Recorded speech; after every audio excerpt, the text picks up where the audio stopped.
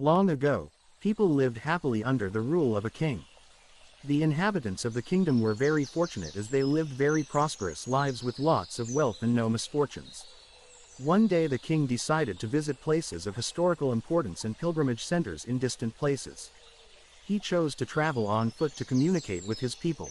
The residents of distant places were very fond of conversing with their king. They were proud that their king had a good heart. After a journey of several weeks, the king returned to the palace. He was very fortunate to visit many pilgrimage centers and witness his people leading a prosperous lifestyle. However, he regretted one thing. He had excruciating pain in his legs as it was his first long-distance hike. He complained to his ministers that the roads were uncomfortable and very rocky. He couldn't take the pain. He said that he was very worried about the people who would have to walk down these streets because they would get hurt too. In view of all this, he ordered his servants to cover the roads across the country with leather so that the people of his kingdom could walk comfortably. The royal ministers were stunned when he heard his order, as it meant thousands of cows would have to be slaughtered to obtain enough leather. And it will also cost a lot of money.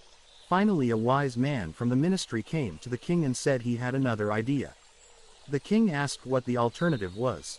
The minister said, "Instead of covering the streets with leather, why not just cover your legs with a piece of leather of the appropriate shape?" The king was very surprised by his proposal and applauded the wisdom of the minister.